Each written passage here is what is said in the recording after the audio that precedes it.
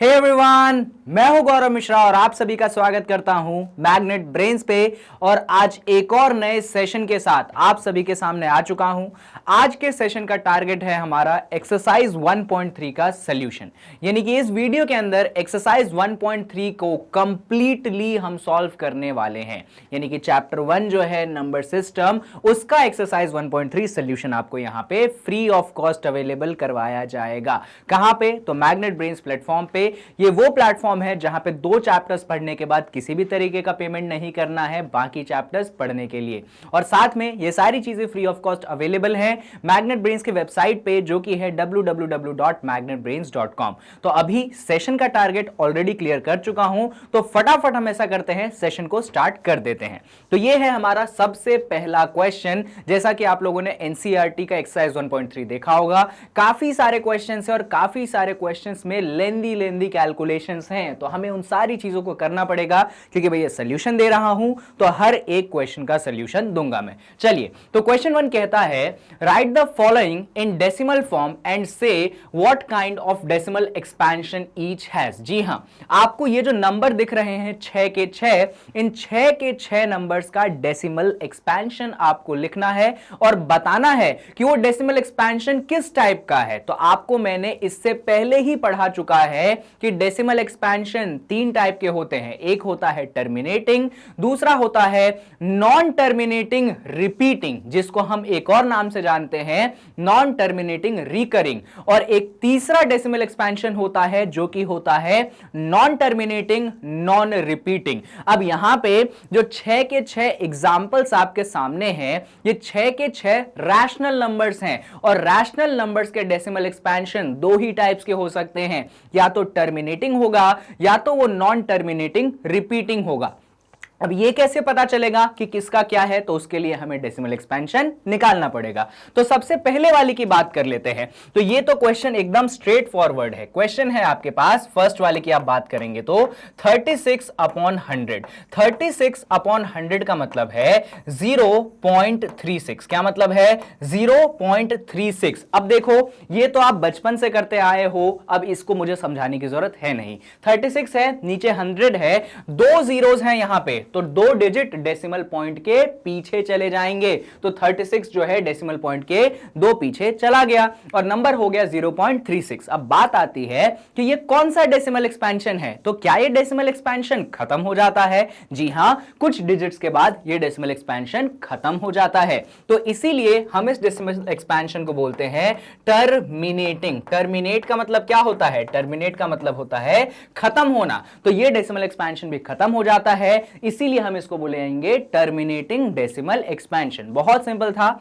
अब आ जाते हैं हम सेकंड वाले केस पे।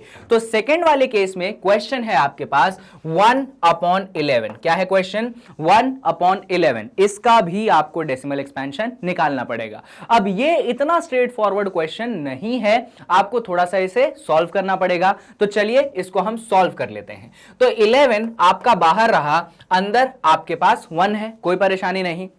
सबसे पहले हम 11 0 कर देंगे, तो ये 1 में से 0 घटेगा, 1 मिल जाएगा। यहां पे आप पॉइंट लगा दोगे, एक 0 यहां पे आ जाएगा। फिर भी ये सॉल्व तो नहीं होगा, यानी कि हमें क्या लगाना पड़ेगा? एक और 0 यहां पे हमें लगाना पड़ेगा और एक और 100 यहां पे बन जाएगा। अब हम जानते हैं कि 11 9 जब आप करते हो तो ये बन जाएगा आपके पास कितना? ये बन जाएगा आपके पास 99। तो 100 में से 99 सब्सट्रैक्ट करोगे, ये बन जाएगा आपके पास 1।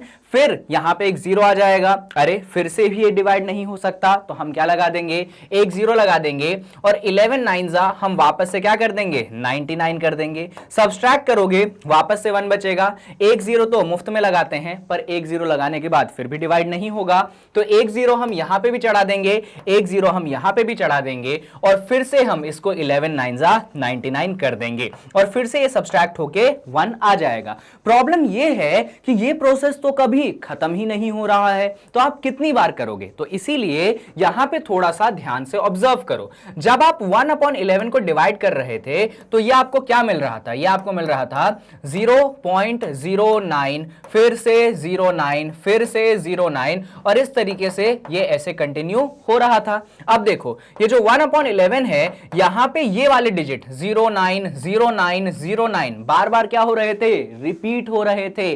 तो इसको हम कैसे लिख देते हैं, इसको हम लिख देते हैं 0.09 और उसके ऊपर ऐसे बार चढ़ा देते हैं, डंडा मत बोलना, इसको बार कहते हैं।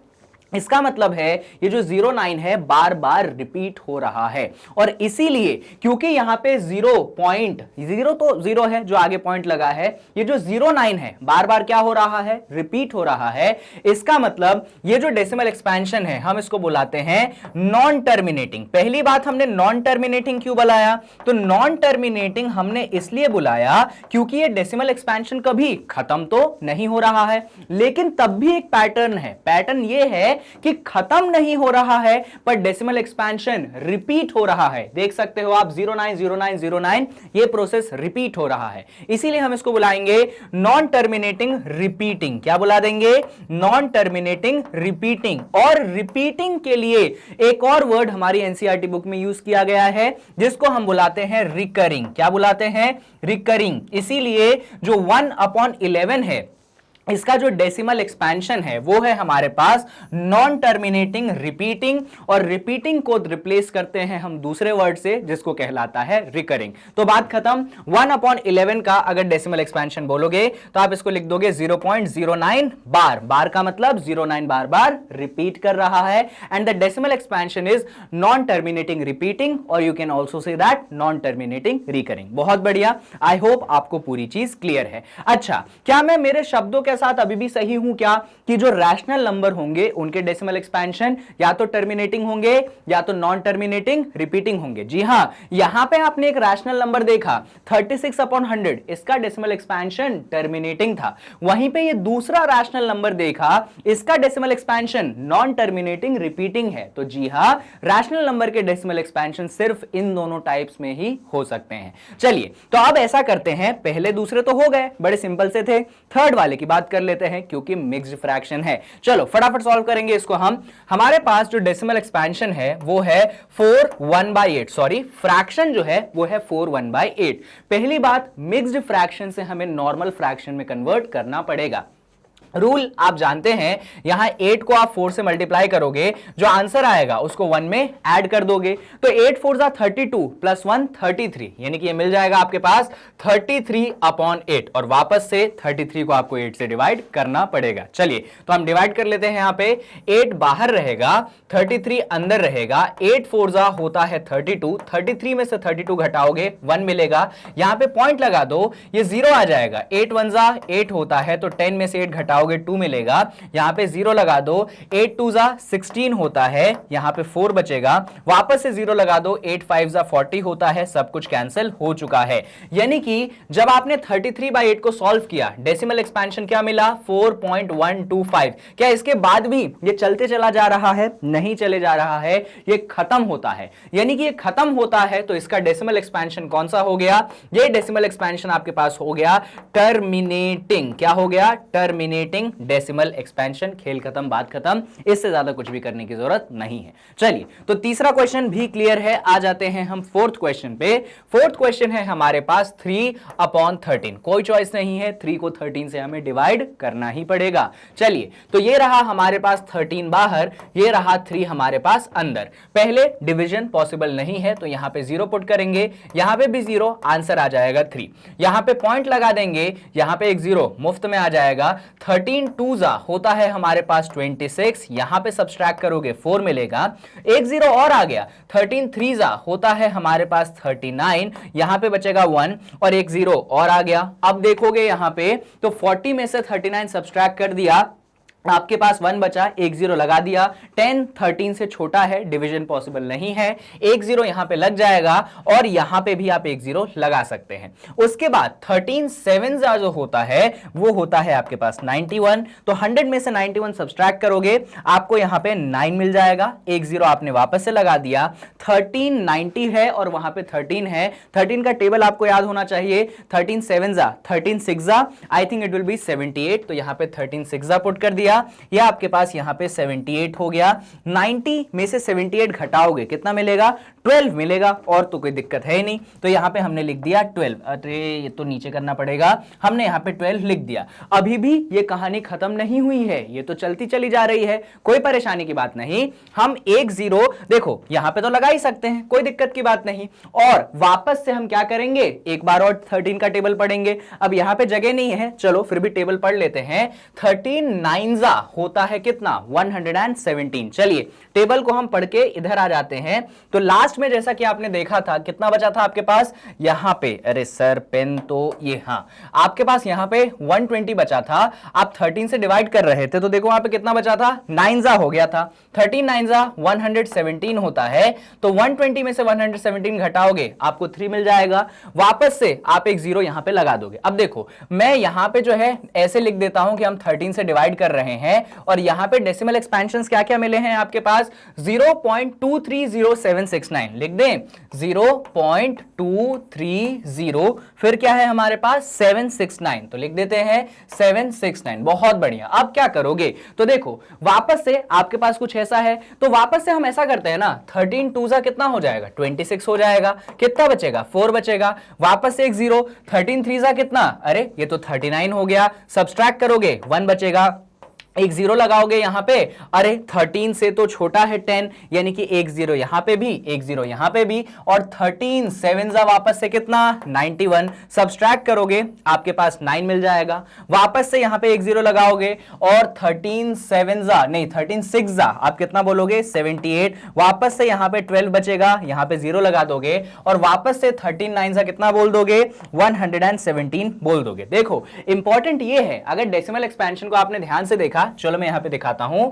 जब आप 1/13 को सॉल्व कर रहे हैं तो ये बन रहा है आपके पास 0.230769। वापस से क्या बना? 230769। और इस प्रोसेस को आप बार बार कंटिन्यू करते जा रहे हैं। क्या कोई सेट ऑफ डिजिट्स है जो रिपीट हो रहे हैं? जी हां सर, ये भी रिपीट हुआ, और ये वापस से वापस क्या हो गया? रिपीट हो गया। यानी कि ये जो इतनी बड़ी चेन है, अगर मैं आपको दिखाऊं, ये बेसिकली एक ब्लॉक ऑफ डिजिट्स हैं जो कि बार बार क्या हो रही हैं? रिपीट हो रही हैं। थ्रू 230769, 230769, फिर क्या आ जाएगा? 230769। ये कहानी तो कभी खत्म ही नहीं होने वाली। यानी कि ये जो हमारा 1/13 था ही ना, हाँ 3/13 था, सॉरी 3/13 जो था, इसको जब हमने सॉल्व किया ये बन गया 0.230769, जहां पे ये पूरी चीज क्या हो रही है? बार बार रिपीट हो रही है। इसीलिए हमने इस पूरी चीज पे क्या लगा दिया? एक बार लगा दिया। बार का मतलब ये पूरे सेट ऑफ डिजिट्स जो हैं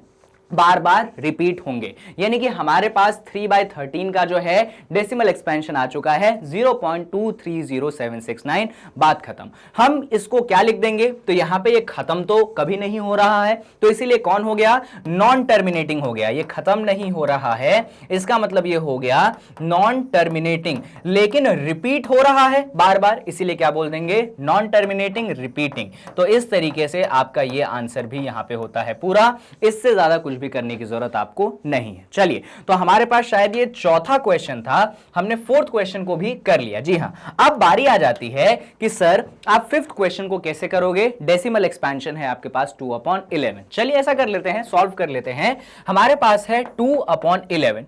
2/11 को सॉल्व करने के लिए 11 बाहर आएगा, आपका 2 अंदर आएगा। वापस से 2 11 से छोटा है, डिवीजन तो हो नहीं सकता, आपने जीरो रख दिया। यहां पे भी जीरो कट कुटा के नीचे बचा 2। यहां पे आपने डेसिमल पॉइंट लगा दिया, यहां जीरो आ गया। 11 1 होता है 11, सब्सट्रैक्ट करोगे 9 बचेगा, एक जीरो लगा सकते हैं। 11 8 होता है 88, सब्सट्रैक्ट करोगे 2 बचेगा, वापस से जीरो लगा सकते हैं। 11 1 11, सब्सट्रैक्ट करोगे 9 बचेगा, वापस से एक जीरो लगा देंगे। 11 8 अरे सर गलत कर रहे हो, 11 नहीं सही कर रहे हो सर, 11 8 88, वापस से सब्सट्रैक्ट करोगे 2 बचेगा। अब आप देख सकते हो ये डेसिमल एक्सपेंशन चलता चला जाएगा, कभी रुकने वाला तो है नहीं, यानी कि टर्मिनेटिंग तो है नहीं। इंपॉर्टेंट ये है कि जब आपने 2/11 को सॉल्व किया, आपको आंसर मिला 0.18, फिर 18, फिर 18, और ये चीज चलती चली जा रही है तो क्या रिपीट हो रहा है? तो आप बोलोगे सर ये जो 181818 जो है ये बार बार रिपीट हो रहा है, इसीलिए हम इसको क्या लिख देंगे? हम इसको लिख देंगे 0.18 का बार, और इसी डेसिमल एक्सपेंशन को हम क्या बोल देंगे? नॉन टर्मिनेटिंग, यानी कि खत्म नहीं हो रहा है लेकिन क्या हो रहा है? रिपीट हो रहा है। तो हम लिख देंगे this is non terminating repeating. क्या लिखेंगे हम? नॉन टर्मिनेटिंग, यानी कि खत्म तो नहीं हो रहा है लेकिन क्या हो रहा है भैया? रिपीट हो रहा है, तो non terminating repeating. I hope आपको यह भी क्लियर है, कहीं पे कोई कंफ्यूजन नहीं है।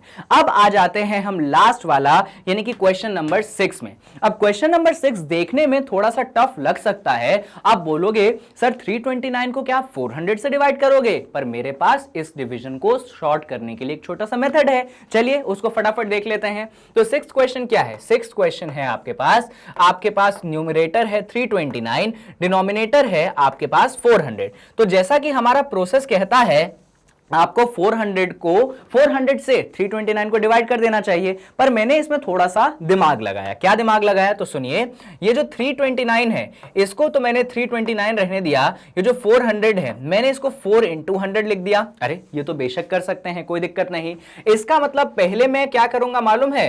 पहले मैं 329 को 4 से डिवाइड करूंगा और फिर जो भी आंसर आएगा उसको मैं फर्दर 100 से क्या कर दूंगा? डिवाइड कर दूंगा। खेल खत्म। तो 329 को 4 से डिवाइड करना है, क्योंकि 100 से डिवाइड करना तो बहुत आसान प्रोसेस है, हमने 36/100 में ही उसको सीख चुका है। तो ऐसा करते हैं 329 को हम 4 से फटाफट डिवाइड कर लेते हैं। ये 4 बाहर है, ये 329 हमारे पास अंदर है।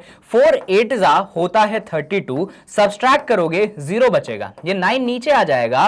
4 2 जा होता है आपके पास 8, 9 में से 8 घटाओगे आपको 1 मिलेगा। अब देखो 1 तो 4 से छोटा हो गया, फर्दर डिवाइड नहीं हो सकता, तो हम क्या लगा देंगे? डेसिमल का पॉइंट, यहां पे 0 आ जाएगा। 4 2 जा यहां पे हम 8 लिख देंगे, 10 में से 8 करोगे आपको 2 मिल जाएगा। यहां पे हम एक और 0 लगा सकते हैं और 4 5 जा फाइनली 20। यहां पे तो लो डिनोमिनेटर खत्म, रिमाइंडर 0 हो गया, तो आगे बढ़ने की जरूरत हमारे पास है नहीं। यानी कि जब हमने 329 को 4 से डिवाइड किया हमारा आंसर आ चुका है 82.25। तो ऐसा करते हैं, यहां पे आ जाइए, 329 को 4 से डिवाइड करने के बाद हमारे पास आंसर कितना आया? 82.25, और नीचे पहले से ही क्या है? 100 से डिवाइड है, तो हमने यहां पे नीचे ऑलरेडी 100 को रख दिया। और आप जानते हैं जब नीचे 100 है यानी कि 2 0 है, तो ये जो 2 प्लेसेस है ना 82, ये डेसिमल के लेफ्ट से किधर पहुंच जाएंगे? राइट में पहुंच जाएंगे। यानी कि ये जो आंसर बनेगा वो बनेगा 0.8225। क्या बन जाएगा? 0.8225। बात खत्म। आपका जो डेसिमल एक्सपेंशन आया 329/400 का, वो है आपके पास 0.8225। क्या ये खत्म हो जाता है? जी सर बिल्कुल खत्म हो जाता है। कहां बार बार जा रहा है, कहां आगे जा रहा है? इसीलिए हम क्या लिख देंगे कि ये जो डेसिमल एक्सपेंशन है हमारे पास, ये एक्चुअली क्या है? ये एक्चुअली हमारे पास टर्मिनेटिंग है। अगर आपने इतना कर दिया यानी कि आपका पहले क्वेश्चन के 6 के 6 पार्ट सॉल्व होते हैं। और जैसा कि आप देख सकते हो ये जितने के जितने रैशनल नंबर हैं इनका हर बार डेसिमल एक्सपेंशन या तो आया है टर्मिनेटिंग या तो आया है नॉन टर्मिनेटिंग रिपीटिंग। तो ये बात याद रखने लायक है, हम सभी को याद रखनी है कि every rational number has only 2 types of decimal expansion, या तो टर्मिनेटिंग या तो नॉन टर्मिनेटिंग रिपीटिंग। जी हां, यहां पे क्वेश्चन नंबर 1 हो गया खत्म, और बारी किसकी है? बारी है आपके क्वेश्चन नंबर 2 की। चलिए क्वेश्चन नंबर 2 को पढ़ने से हम स्टार्ट करते हैं। क्वेश्चन नंबर 2 कहता है you know that 1/7 is equals to 0.142857। Sir हमें थोड़ी मालूम है। अरे भैया एग्जाम्पल करवाया था ना इससे पहले, तो जब एग्जाम्पल के वीडियोस मैंने करवाए थे तो मैंने आपको बताया था कि 1/7 जो होता है वो होता है 0.142857, और ये जो ब्लॉक है ऑफ डिजिट्स ये बार बार रिपीट होता है, यानी कि ये जो 1/7 है ये नॉन टर्मिनेटिंग रिपीटिंग है। आगे बढ़ते हैं। Can you predict what the decimal expansion of 2/7, 3/7, 4/7, 5/7 and 6/7 are without actually doing the long division? तो बेसिकली आपको बताना है कि देखिए 1/7 का डेसिमल एक्सपेंशन हमको दिया है, तो हमें 2/7 का डेसिमल एक्सपेंशन निकालना है, 3/7 का निकालना है, 4/7 का निकालना है, 5/7 और 6/7 का डेसिमल एक्सपेंशन निकालना है। लेकिन कंडीशन दी गई है कि आप लॉन्ग डिवीजन मेथड का इस्तेमाल नहीं कर सकते, यानी कि आप अब डिवाइड करके डेसिमल एक्सपेंशन मत निकालिए, आप डायरेक्ट निकालिए इस इंफॉर्मेशन का यूज करके। आगे आपको क्वेश्चन में बोला गया है इफ सो हाउ, अगर निकालोगे तो कैसे। ठीक है भाई, देखेंगे आगे। Hint, study the reminders while finding the value of 1/7 carefully. और आपको हिंट दिया गया है कि भैया 1/7 के डेसिमल एक्सपेंशन के रिमाइंडर्स को स्टडी करिए केयरफुली, तब आप इनके आंसर्स निकाल लेंगे। तो हम ऐसा करते हैं, इसका फटाफट आंसर ही देख लेते हैं। ध्यान से सुनिएगा, बहुत सिंपल क्वेश्चन है। देखो बच्चों, तो बेसिकली आपका जो 1/7 है कितना वैल्यू देता है, ये देता है आपके पास 0.14287। बहुत बढ़िया, ये डिजिट्स आपके रिपीटेड है। हमको निकालना है किसका वैल्यू, सबसे पहले 2/7 का वैल्यू निकालना है। 2/7 का मतलब मैं आपको बताता हूं, 2/7 का मतलब है 2 मल्टीप्लाइडेड बाय 1/7। अब इसमें भी कोई डाउट है क्या? देखो 2/7 है, 2 न्यूमरेटर है, 7 डिनोमिनेटर है, तो मैं इसको ऐसा लिख ही सकता हूं 2 मल्टीप्लाइडेड बाय 1/7। क्यों? तो 2 इंटू 1 2 हो जाएगा, 7 डिनोमिनेटर है, डिनोमिनेटर रहेगा। Same process. अब इधर देखिए 2 तो 2 है, पर 1/7 का तो डेसिमल एक्सपेंशन ऑलरेडी आपको गिवन है, तो ऐसा करते हैं 1/7 की जगह हम इसको रिप्लेस कर देते हैं, तो ये हो जाएगा 0.14287। बस बात खत्म। अब हम क्या करेंगे, तो इस पूरे डेसिमल एक्सपेंशन को हम 2 से कर देंगे मल्टीप्लाई। चलिए मल्टीप्लाई करते हैं। हमें इसका टेंशन मत लो कि इसके ऊपर बार लगा है, क्या होगा क्या नहीं होगा, आप तो बेझिझक तरीके से मल्टीप्लाई कर दो। चलो मल्टीप्लाई करें, चलो सर कर दो मल्टीप्लाई।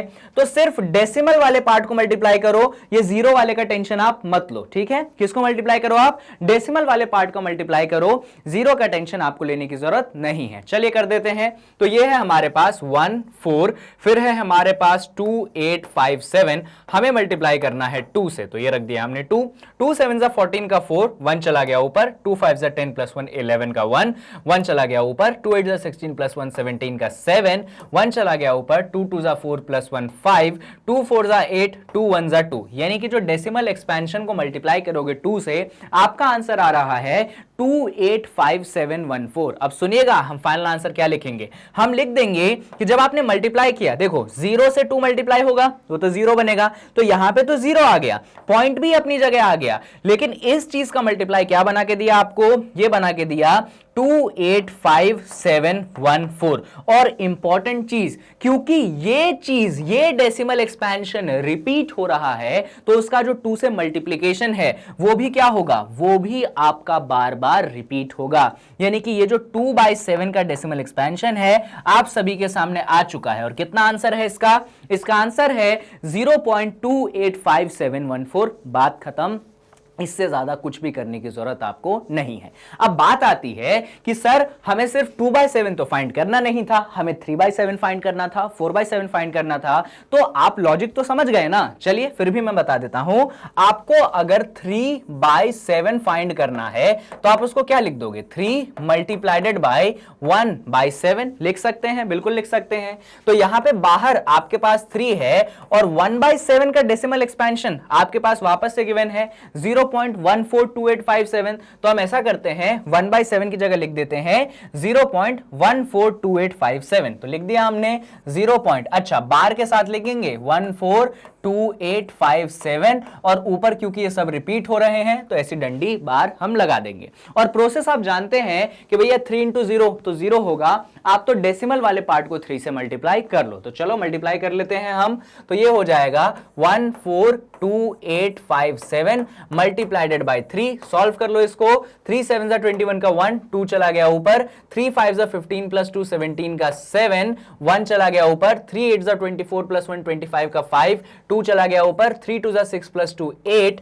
3 4 12 का 2, 1 चला गया ऊपर, 3 1 3 प्लस 1 4। यानी कि आंसर बन चुका है 428571। तो इसको हम क्या लिख देंगे कि जब हमने 3 को 0 से मल्टीप्लाई किया 0 मिल गया, डेसिमल प्लेस अपनी जगह पे आ गया और इस पूरी चीज को मल्टीप्लाई करने पे हमें आंसर मिल चुका है 428571। और इस पूरे पे हम ऐसे बार चढ़ा देंगे क्योंकि अगर वो डेसिमल प्लेस रिपीट हो रहा है इसका मतलब ये जो मल्टीप्लाई करने के बाद आया है ये भी रिपीट होगा। यानी कि हमारे पास 3/7 का कितना आंसर आया? तो 3/7 का आंसर आ चुका है हमारे पास 0.428571। बात खत्म, आपका आंसर आ गया। अब 4/7 के लिए क्या करोगे, सेम प्रोसेस में बार बार रिपीट नहीं करूंगा, आपके लिए छोड़ दूंगा। आप 4 को 1/7 से मल्टीप्लाई कर दीजिए।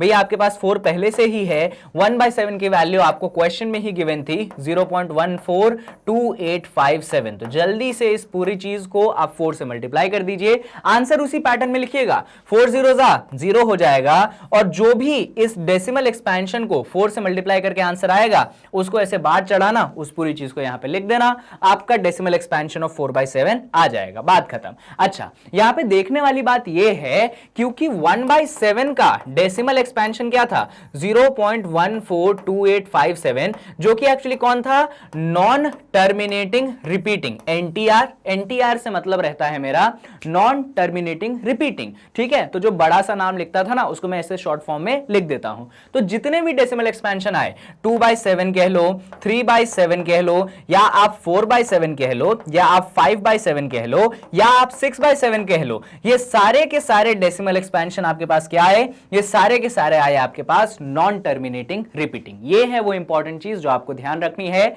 कि अगर एक डेसिमल एक्सपेंशन आ चुका है आपके पास नॉन टर्मिनेटिंग रिपीटिंग, तो उस डेसिमल एक्सपेंशन के जो मल्टीपल्स होंगे, देखो ये सब क्या है, 2/7 बेसिकली 1/7 का 2 से मल्टीपल है, 4/7 क्या है, वह आपके 1/7 का 4 से मल्टीपल है, 3/7 क्या है, 1/7 का 3 से मल्टीपल है। तो सबके सब नॉन टर्मिनेटिंग रिपीटिंग आते हैं। इस तरीके से आप सभी को निकाल के दिखाएंगे। और यहां पे एक और अच्छी बात यह है कि हमें 2/7 निकालने के लिए लॉन्ग डिवीजन नहीं करना पड़ा, हमें 4/7 या 3/7 या 5/7 या फिर कोई और जो कि 7 का मल्टीपल है उसके लिए लॉन्ग डिवीजन करने की जरूरत नहीं पड़ी। ये वो इंपॉर्टेंट क्वेश्चन है जो आपके एग्जाम में कई बार पूछा जाता है, क्योंकि यहां पे थोड़ा सा लॉजिक है, सिर्फ कैलकुलेशन नहीं है। चलिए, तो सेकंड क्वेश्चन यहां पे होता है खत्म, और क्योंकि सेकंड हो गया है खत्म, तो बारी किसकी आ जाती है, बारी आ जाती है आपके क्वेश्चन नंबर 3 की। और क्वेश्चन नंबर 3, जैसा कि आपको याद होगा, हमने ढेर सारे एग्जाम्पल करे थे, और एग्जाम्पल में मैंने आपको बताया था कि इन क्वेश्चन में क्या होता है, आपको डेसिमल एक्सपेंशन दिए जाते हैं और आपको इनको P/Q यानी कि रैशनल फॉर्म में कन्वर्ट करना पड़ता है। और इसमें 3 टाइप के क्वेश्चन आते हैं, तीनों टाइप के क्वेश्चंस पे मैंने बहुत बढ़िया डिस्कशन किया है, तो यहां पे मैं फटाफट इनको करूंगा, ज्यादा टाइम यहां पे वेस्ट नहीं करूंगा। चलिए, आपको शॉर्टकट मेथड भी वापस से मैं रिवाइज करवा दूंगा जो इन क्वेश्चंस को करने के लिए मैं अप्लाई करा करता था। तो पहले क्वेश्चन से हम बात कर लेते हैं। पहला क्वेश्चन क्या है, पहला क्वेश्चन है आपके पास 0.6 बार। 0.6 बार का मतलब यह है कि 0 तो 0 है, पॉइंट तो पॉइंट है, 6 जो है वो बार बार क्या हो रहा है, रिपीट हो रहा है। तो सुनिए हम कैसे करा करते थे इसको, तो हम x की वैल्यू रख देते थे 0.6 बार। x की वैल्यू क्या रख देते थे, 0.6 बार, और हम खुद से क्वेश्चन पूछते थे कि यार कितनी बार डिजिट रिपीट हो रहा है, या फिर कौन सा डिजिट रिपीट हो रहा है, या कितने डिजिट्स रिपीट हो रहा है। ये ज्यादा अच्छा सवाल है कि कितने डिजिट रिपीट हो रहे हैं। तो आप बोलोगे कि सर 6 यानी कि एक ही डिजिट रिपीट हो रहा है, क्या 2 डिजिट रिपीट हो रहे हैं, क्या नहीं हो रहे, क्या 3 डिजिट रिपीट हो रहे हैं, क्या नहीं हो रहे, कितने डिजिट रिपीट हो रहे हैं, सिर्फ एक, जो कि कौन है, जो कि 6 है। अच्छा, तो अगर एक डिजिट रिपीट हो रहा है तो हमें इसको किससे मल्टीप्लाई करना पड़ेगा, सवाल आता है। और मल्टीप्लाई करने से पहले ध्यान से सुनिएगा, ये जो 0.6 बार है, क्या मैं इसको ऐसा लिख सकता हूं 0.66666? भैया ये कभी खत्म थोड़ी होने वाला है, मैंने इसको ऐसा लिख दिया। अच्छा सर मल्टीप्लाई किससे करोगे, आप तो ये बताओ। तो मैंने बोला ना कितने डिजिट रिपीट हो रहे हैं, तो आप बोलोगे सर 6 इकलौता डिजिट है जो बार बार रिपीट हो रहा है, तो एक डिजिट रिपीट हो रहा है, इसीलिए हम दोनों तरफ 10 से मल्टीप्लाई कर देंगे। अगर एक डिजिट रिपीट होगा तो हम दोनों तरफ कितने से मल्टीप्लाई कर देंगे बच्चों, हम दोनों तरफ 10 से मल्टीप्लाई कर देंगे। अगर 2 डिजिट रिपीट होंगे तो हम दोनों तरफ 100 से मल्टीप्लाई करेंगे। अगर 3 डिजिट रिपीट होंगे तो हम दोनों तरफ 1000 से मल्टीप्लाई करेंगे। फिलहाल एक डिजिट यानी कि दोनों तरफ हमने 10 से मल्टीप्लाई कर दिया। चलिए, तो LHS में आपके पास 10x बन चुका है। RHS पे फोकस करो। देखो यहां पे जब 10 से इस पूरी चीज को मल्टीप्लाई करोगे, आपने बचपन में पढ़ा था, बहुत बार पढ़ा था कि भैया डिवाइड करने पे डेसिमल के पीछे चले जाते हैं डिजिट, और मल्टीप्लाई करने पे डेसिमल के आगे आ जाते हैं डिजिट। तो आपने 10 से मल्टीप्लाई किया यानी कि एक 6 जो है डेसिमल के आगे कूद के आ जाएगा, तो ये बन जाएगा आपके पास 6.6666 खत्म। ऐसे ये चलता चला जाएगा। अब सुनिएगा इसमें हम क्या लॉजिक लगाएंगे, भैया ये जो हमारे पास बना 6.666666, इसको क्या मैं ऐसे लिख सकता हूं 6 प्लस, या फिर छोड़ो इसको थोड़ा सा और शॉर्ट कर देते हैं, इसको हम लिख देंगे 6.6 का बार। अरे सर 6 का बार कैसे लिख दिया आपने? अरे भैया 6 इतनी बार रिपीट हो रहा था तो मैं बार तो उस पर चढ़ा ही सकता हूं, ये तो बड़ा बेसिक सा लॉजिक है। अब सुनिएगा, यहां पे हमारे पास क्या हो चुका है, 10x बराबर 6.6 का बार। ध्यान से देखना मैं क्या करूंगा, मैं इसको लिख दूंगा 10x, ये तो रहेगा मेरे पास 6, ये इसको मैं लिख दूंगा प्लस 0.6 का बार। अरे सर ये तो आपने बच्चों जैसी बात कर दी, ये हम जानते हैं, हम ये लिख सकते हैं, नहीं लिख सकते क्या? एग्जाम्पल दूं? चलो दे देता हूं। मान लो आपके पास एक डिजिट है 2.3, मान लो आपके पास एक नंबर है 2.3, तो आप इसको ऐसा नहीं लिख सकते थे क्या, 2 प्लस 0.3? अरे झूठ मत बोलो, आता है तुमको? हाँ सर लिख सकते थे। तो यहां पे अरे उस पर बार चढ़ा दिया, उसका परेशानी तुम क्यों लेते हो भाई? तुम तो वही काम करो जो तुम बचपन से करते आए हो। तो आपने क्या किया, ये जो 6.6 बार था इसको क्या लिख दिया, 6 प्लस 0.6 का बार, ऐड करोगे वही चीज मिलेगी जो आपके पास ऊपर है।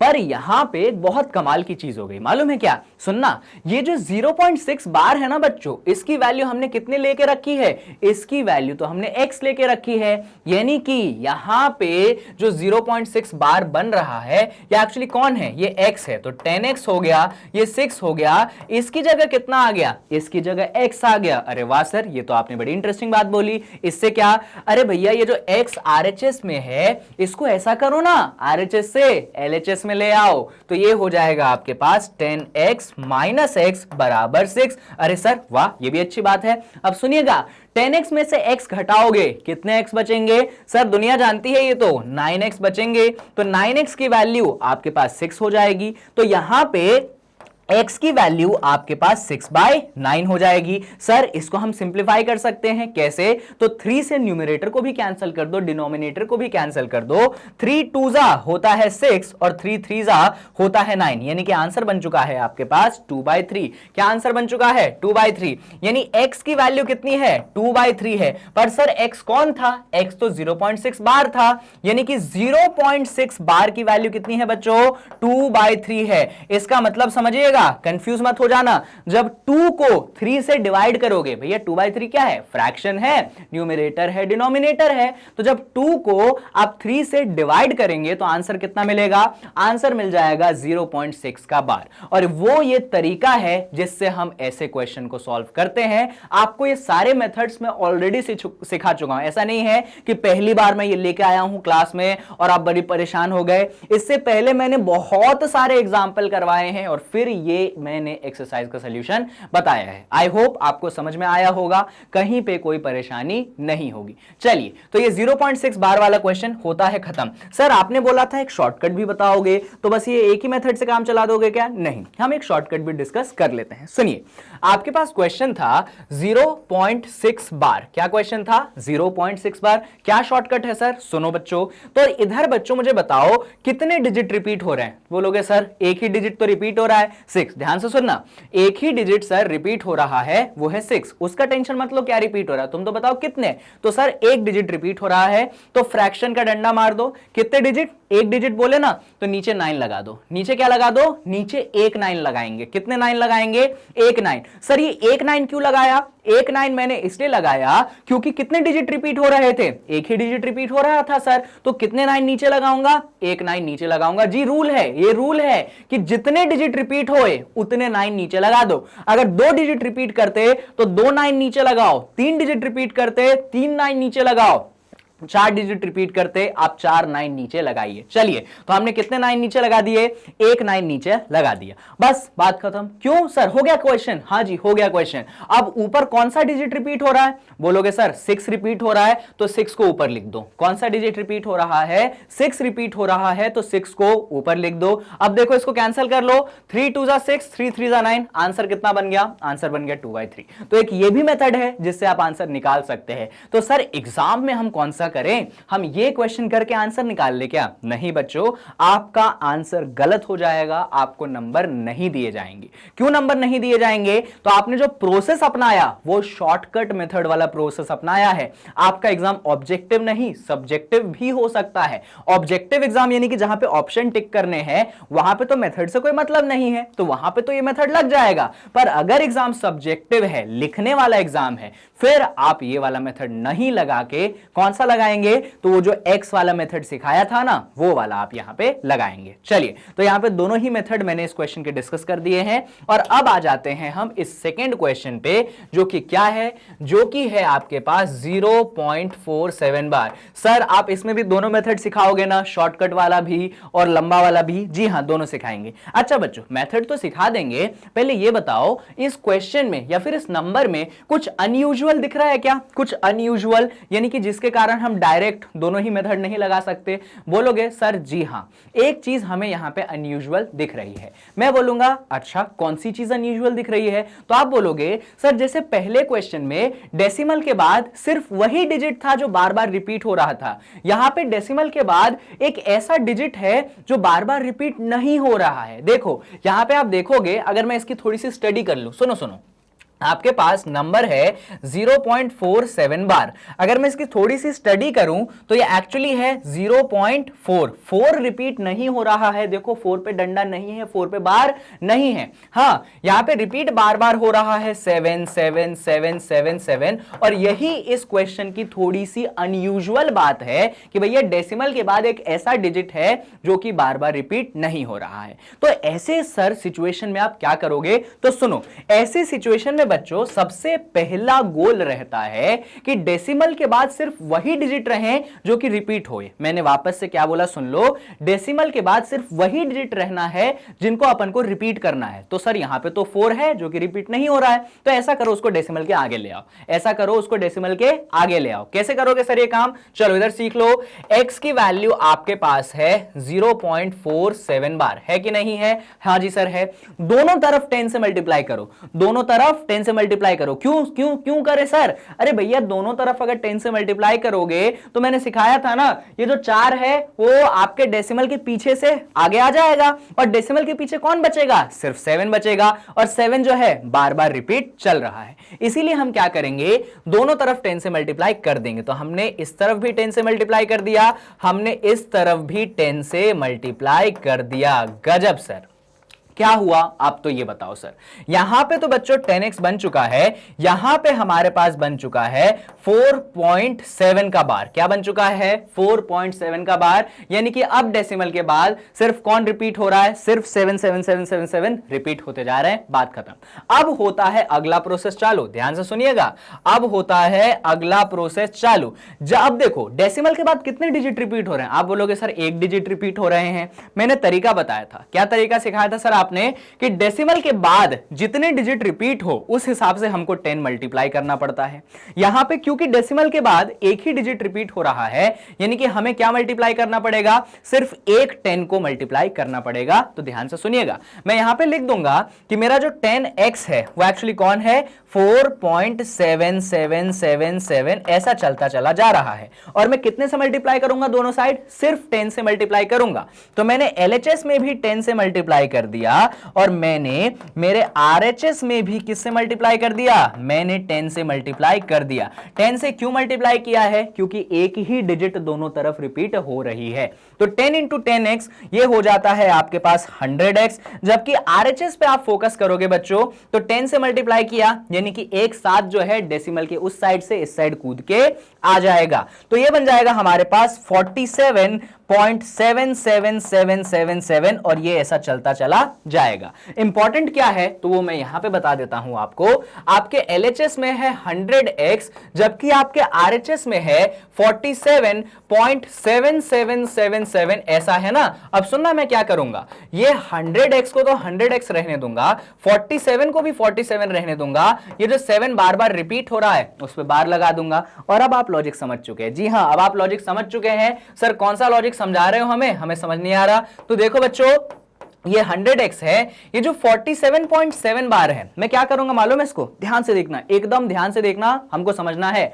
हम इसको लिख देंगे 43 प्लस 4.7 बार। हम इसको क्या लिख देंगे?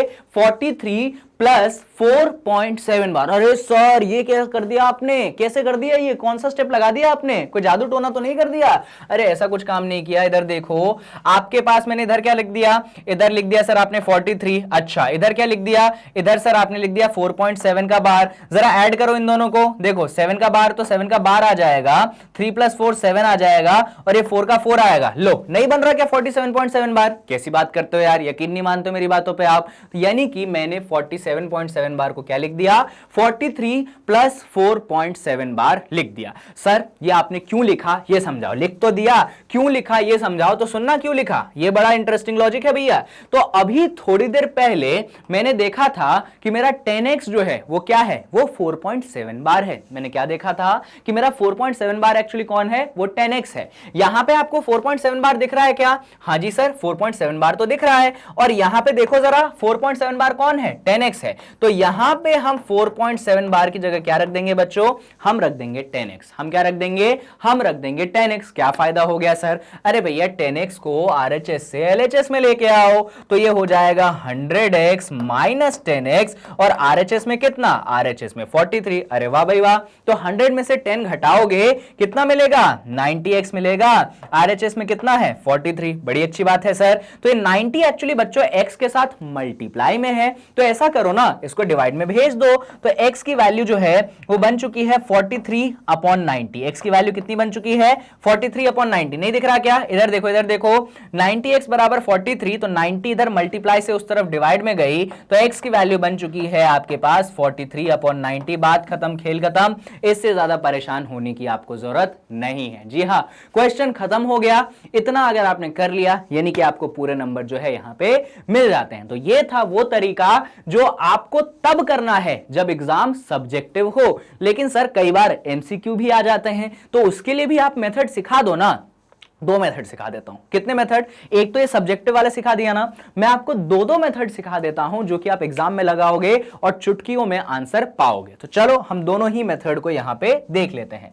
तो क्वेश्चन हमारे पास क्या है, क्वेश्चन हमारे पास है 0.47 बार। ध्यान से देखना, क्वेश्चन मेथड बहुत इंटरेस्टिंग है। ये मेथड हल्का सा लंबा है, और फिर लास्ट में तो ऐसा मेथड सिखाऊंगा कि यूं तुम आंसर निकाल दोगे। हल्का सा लंबा मेथड सीख लो और फिर अपन फटा वाला मेथड सीखेंगे। यहां पे देखो x की वैल्यू बच्चों 0.47 है, तो हम इसको लिख देंगे x = 0.47 बार। कोई परेशानी तो नहीं? नहीं सर कोई परेशानी नहीं। दोनों तरफ 10 से मल्टीप्लाई कर दो, तो ये 10x बराबर, डायरेक्ट लिख दूं, अभी आपको समझा दिया था ना, इसीलिए मैंने डायरेक्ट लिख दिया। ठीक है सर, आप क्या करोगे, देखो इधर तो बच्चों 10x बन गया, ये जो 4.7 बार है इसको लिख दो ना, 4 + 0.7 का बार। नहीं लिख सकता क्या? अरे सर बिल्कुल लिख सकते हो, कैसी बात कर रहे हो आप। अब सुनना बच्चों, ये आपके पास 10x हो गया, ये आपके पास 4 हो गया, है ना। अरे सर ये जो 0.7 बार है इसका आपने शॉर्टकट से आंसर सिखाया था, नहीं सिखाया था क्या मैंने?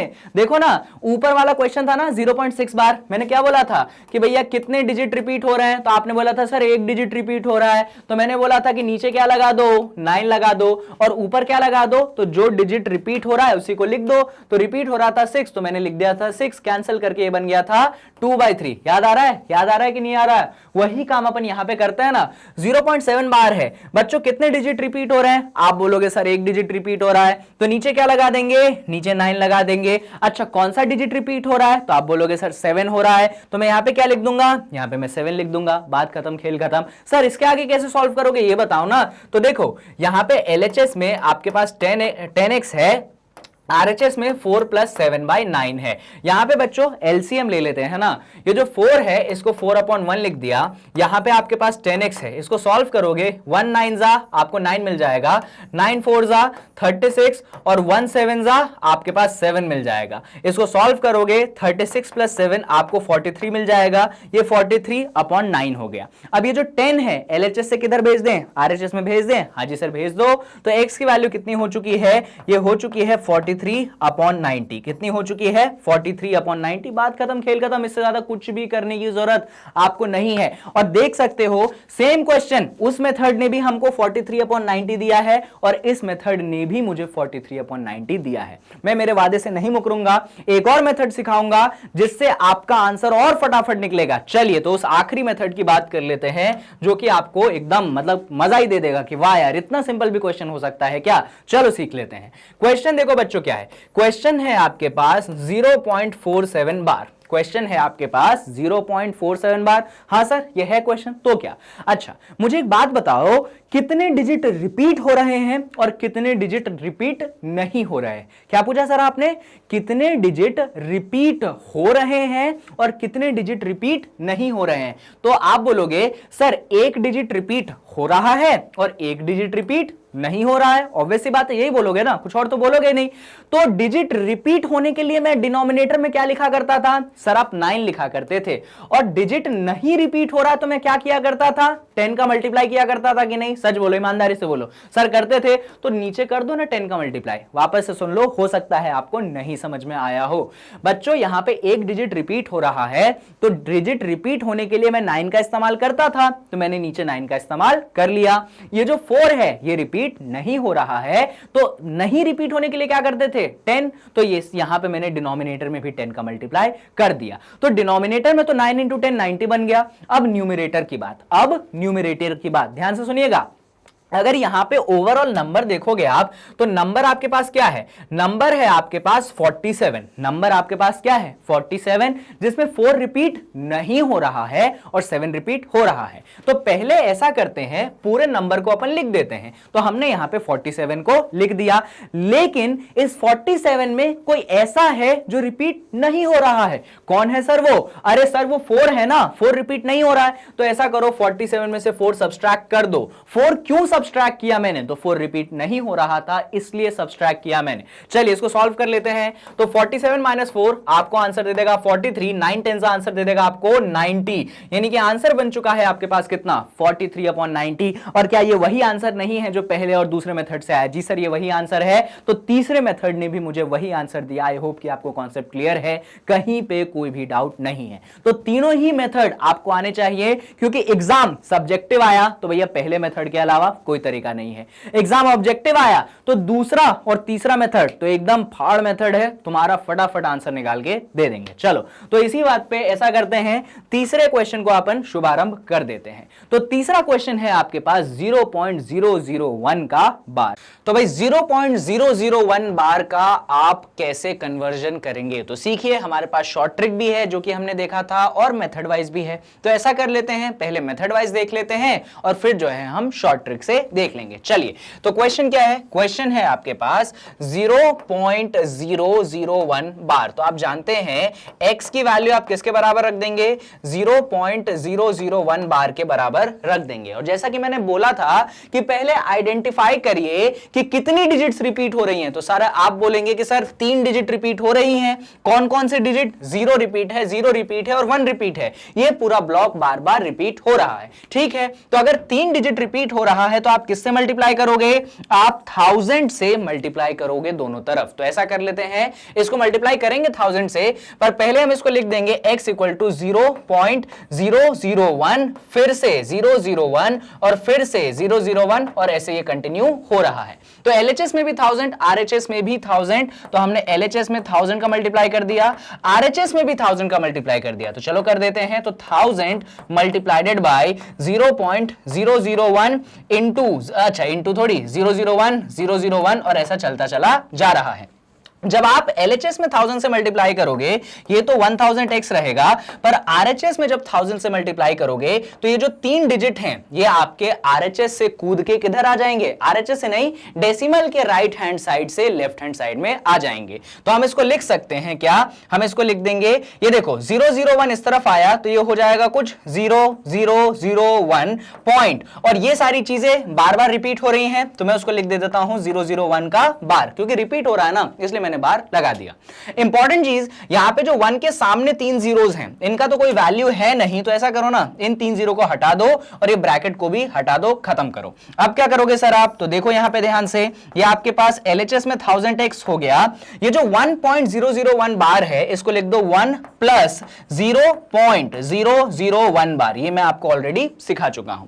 इंपॉर्टेंट ये है कि ये जो 0.001 बार है ये एक्चुअली किसके इक्वल है? तो सर ये तो हमारे x के इक्वल है। तो आप जानते हैं कि LHS में आपके पास 1000x हो चुका है, RHS में ये 1 है और इसकी जगह आप x लिख देंगे। सर इसका अगला स्टेप भी हम जानते हैं, हमारा जो x है ये RHS से LHS में उठ के आ जाएगा, तो ये बन जाएगा 1000x माइनस x और इस तरफ क्या बचेगा, इस तरफ सिर्फ 1 बचेगा। तो 1000x में से x घटाओगे आपको 999x मिल जाएगा और ये 1 के बराबर है। तो यहां पे सॉल्व करने से आपके पास x की वैल्यू आ जाएगी 1/999। तो यहां पे आपने x की वैल्यू निकाल ली और कितनी आ गई, 1/999 आ गई। अगर आपने कितना कर लिया, यानी कि आपने डेसिमल को फ्रैक्शन में या रैशनल नंबर में कन्वर्ट कर दिया है। तो ये तो वो मेथड था जो कि आपको तब अप्लाई करना है जब क्वेश्चन सब्जेक्टिव आएगा, पर क्वेश्चन सब्जेक्टिव आ भी सकता है, कभी कभार यही क्वेश्चन ऑब्जेक्टिव यानी कि टिक द करेक्ट में आएगा।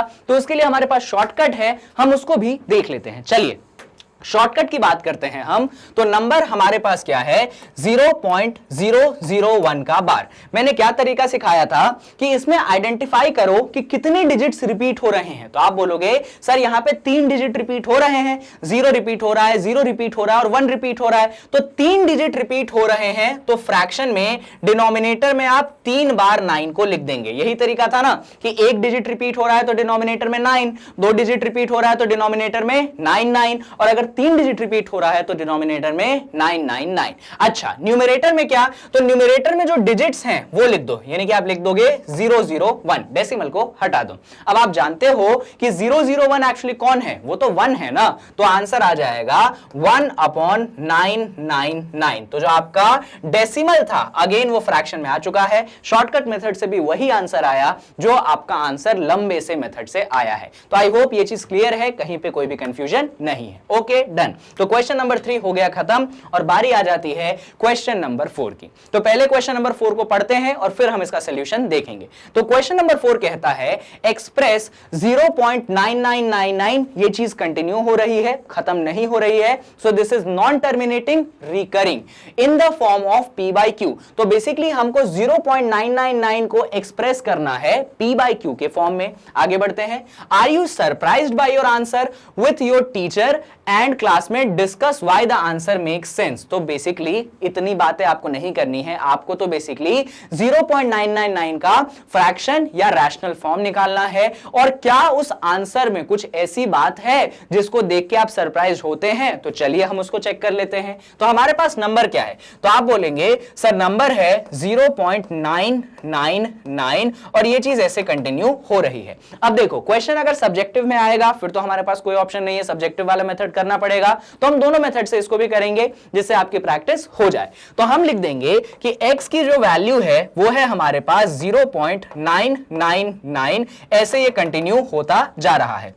जैसा कि आप देख सकते हो यहां पे कितने डिजिट्स रिपीट हो रहे हैं, तो आप बोलोगे सिर्फ एक डिजिट रिपीट हो रहा है सर, 999 बार बार रिपीट हो रहा है, तो हम किससे मल्टीप्लाई करेंगे सर, 10 से मल्टीप्लाई दोनों साइड हम कर देंगे। तो LHS में भी हमने 10 से मल्टीप्लाई कर दिया, RHS में भी हमने 10 से मल्टीप्लाई कर दिया। तो दोनों तरफ जब आप 10 से मल्टीप्लाई करोगे तो LHS तो 10x बन जाएगा और RHS क्या बन जाएगा, एक 9 जो है डेसिमल के राइट साइड से लेफ्ट साइड आ जाएगा। तो ये बन जाएगा 9.9999 और ये चीज ऐसे कंटिन्यू हो रही है। इसके अगले स्टेप में हम देख सकते हैं कि ये 10x बन गया, ये 9.999 को आप क्या लिख सकते हो, आप इसको लिख सकते हो 9.9 का बार। अरे भैया 9 रिपीट हो रहा है तो बार लगा दो उस पे। और अगला स्टेप अगेन आप जानते हैं कि ये 10x हो गया, ये जो 9 बार है आप इसको लिख सकते हैं 9 प्लस 0.9 का बार। ये भी सिंपल स्टेप है, बार बार हमने किया है, दिक्कत नहीं होनी चाहिए। चलिए अब यहां पे देखिए LHS में 10x हो गया, ये 9 हो गया और ये 0.9 का बार हो गया। पर आप देख सकते हो कि हमने ऑलरेडी x जो है हमारे पास 0.999 जो आपने लिया था, ये 0.999 एक्चुअली है कौन, 0.9 का बार ही तो है। तो यहां पे 0.9 बार की जगह आप x को रख दीजिए। तो LHS में आपके पास 10x हो गया, RHS में 9 है, 0.9 बार की जगह आपने x लिख दिया। इस x को RHS से LHS में ले आओ तो 10x माइनस x बराबर 9, 10x में से x x घटाओगे आपको 9x बराबर 9 मिलेगा। इसको सॉल्व करोगे x की वैल्यू आपके पास 9/9 यानी कि x की वैल्यू आपको मिल जाएगी 1। यही है वो सरप्राइजिंग आंसर जिससे कंफ्यूजन पैदा होता है। क्यों? तो सुनो, आपके पास डेसिमल एक्सपांशन क्या था? आपके पास डेसिमल था 0.9999, ये कभी खत्म नहीं हो रहा था। जब आपने इसका फ्रैक्शन निकाला तो आपका फ्रैक्शन आया 9/9। 9/9 एक्चुअली कौन है? 9/9 एक्चुअली 1 है। इंपॉर्टेंट यही बात है कि सर 0.999 क्या 1 के बराबर हो जाता है? तो बिल्कुल भी नहीं। 0.999 1 के बराबर नहीं है, पर हां खुद सोचिए आप कि ये जो आपने नंबर लिखा 0.9999, ये 9 कभी खत्म हो रहा है क्या? नहीं खत्म हो रहा है, यानी कि ये 1 के बहुत करीब है। 1 के क्या है? Very very close. क्या है 1 के? वेरी वेरी क्लोज, यानी कि बहुत ज्यादा पास है। 1 से इतना कम छोटा है कि उसको डिफरेंशिएट करना, उसको अलग करना बहुत ज्यादा मुश्किल है। इसीलिए जब हमने इसको फ्रैक्शन पार्ट में सॉल्व किया, फ्रैक्शन में सॉल्व किया, डेसिमल से जब हमने उसको फ्रैक्शन में लाया तो हमारा आंसर 1 इसीलिए आया है। 1 उसकी अप्रॉक्सीमेट वैल्यू है, एग्जैक्ट वैल्यू हम नहीं कह सकते। या फिर आप ये भी कह सकते हो कि जो 0.999 है ये 1 के बहुत ज्यादा क्लोज है। इसीलिए जब आपने इसका फ्रैक्शन निकाला तो फ्रैक्शन एक्चुअली क्या आ गया? 1 है। एक्चुअली 1 भी नहीं है, मालूम है कौन है? 1/1 है, पर 1/1 लिख दो, 1 लिख दो, बात सेम है। तो ये ही वो सरप्राइजिंग आंसर था और उसका रीजन क्या देना है? तो ये जो चीज है 1/1 या 1 के बहुत ज्यादा क्लोज है, इसीलिए दोनों की वैल्यू हम सेम मान के चल सकते हैं। इतना ही आपको आंसर में कहना है। सर यही क्वेश्चन ऑब्जेक्टिव टाइप में आता, क्वेश्चन ऑब्जेक्टिव टाइप में आता तो शॉर्टकट लगा देते हैं हम सर, उसके लिए थोड़ी इतनी मेहनत करते हैं। जी हां बिल्कुल, कैसे लगाते शॉर्टकट? तो चलिए उसको भी देख लीजिए। आपके पास नंबर क्या है? नंबर है आपके पास 0.999, ये चीज ऐसे रिपीट हो रही है। मैंने आपको बताया था कि यहां पे 999 बार बार रिपीट हो रहा है, तो मैं क्या बोलता हूं भाई, इसको ऐसा लिख दो 0.9 का बार। और मैं बोलता था कितने डिजिट रिपीट हो रहे हैं, तो आप बोलोगे सर सिर्फ एक डिजिट रिपीट हो रहा है, तो मैं क्या बोलता था? फ्रैक्शन बनाओ और डिनोमिनेटर में सिर्फ एक 9 लिखो। ये एक 9 मैंने इसलिए लिखा क्योंकि सिर्फ एक ही डिजिट बार बार रिपीट हो रहा है। और न्यूमरेटर में देखो क्या है, न्यूमरेटर में तो सिर्फ 9 है, तो न्यूमरेटर में 9 लिख दिया और 9 और 9 ने आपस में कैंसिल करके वापस कितना बना लिया? 1 बना लिया। तो शॉर्टकट मेथड से भी आंसर 1 आया और आपका जो लॉन्ग मेथड था उससे भी आंसर 1 आया। और इंपॉर्टेंट क्या है कि ये 1 जो है 0.99 के वेरी वेरी क्लोज है, इसीलिए दोनों सेम आंसर देंगे। इस तरीके से आपका क्वेश्चन नंबर 4 यहां पे होता है खत्म। और बारी किसकी आ जाती है? तो बारी आ जाती है अगले क्वेश्चन नंबर 5 की। क्वेश्चन नंबर 5 एक बहुत ही ज्यादा लंबा क्वेश्चन है और हम इसमें उतनी ज्यादा मेहनत नहीं करने वाले हैं। मैं डायरेक्ट आपको आंसर बताऊंगा, इनफैक्ट आप घर पे जाके करना भी मत। एग्जाम में इस टाइप का क्वेश्चन जनरली तो नहीं पूछा जाता है, इनफैक्ट मैंने तो आज तक नहीं देखा कि एग्जाम में ये क्वेश्चन पूछा जाता है। फिर भी हम क्वेश्चन को सुकून से पढ़ लेते हैं। क्वेश्चन कहता है what can be the maximum number of digits in the repeating block of digit in the decimal expansion of 1/17, perform the division to check your answer. Basically आपसे क्वेश्चन पूछा जा रहा है कि एक फ्रैक्शन है आपके पास, 1/17। कितना है फ्रैक्शन? 1/17। तो बोल रहे हैं कि भैया जो 1/17 है रैशनल नंबर है, p/q के फॉर्म में है। हां जी सर बिल्कुल है, कोई परेशानी नहीं। तो इसका अगर आप डेसिमल एक्सपांशन निकालोगे, क्या निकालोगे इसका? अगर आप डेसिमल एक्सपांशन निकालोगे तो भैया कहां तक जाना पड़ेगा? क्योंकि देखो ये एक रैशनल नंबर है तो इसका डेसिमल एक्सपेंशन दो ही टाइप का हो सकता है, या तो टर्मिनेटिंग या तो नॉन टर्मिनेटिंग रिपीटिंग। तो इसका टर्मिनेटिंग तो नहीं होगा, ये मैं आपको बता रहा हूं। इसका लॉजिक हम आगे के आने वाले एक्सरसाइजेस में भी देखेंगे, पर फिलहाल इसका डेसिमल एक्सपेंशन टर्मिनेटिंग बिल्कुल भी नहीं होगा। यानी कि क्या होगा decimal expansion? Non terminating recurring, यानी कि डेसिमल एक्सपेंशन रिपीट करेगा। पर बात आती है कि कितने डिजिट बाद रिपीट करेगा। जैसे कि हमने इतने सारे क्वेश्चन किए, कई बार आंसर आता था ना ऐसा 0.121212 ऐसा रिपीट होता था, तो हम इसको लिख देते थे 0.12 का बार और हम कहते थे कि डेसिमल एक्सपेंशन 2 डिजिट के बाद रिपीट कर रहा है। तो वही सवाल आपसे यहां पे पूछा गया है कि 1/17 का जो डेसिमल एक्सपेंशन है कितनी देर बाद रिपीट करेगा। तो इसका बेसिक आंसर मैं आपको बता देता हूं, क्योंकि यहां पे लॉन्ग डिवीजन मेथड अगर मैं सॉल्व करने चला गया तो इतनी मेहनत लगेगी, वीडियो का लेंथ ही आधा घंटा तो यही ले लेगा। तो आप ये खुद करके देखना, ना, फिर भी मैं आपको बता देता हूं, आपको बेसिकली 17 से डिवाइड करना है 1 को। किसको? 17 से डिवाइड करना है 1 को।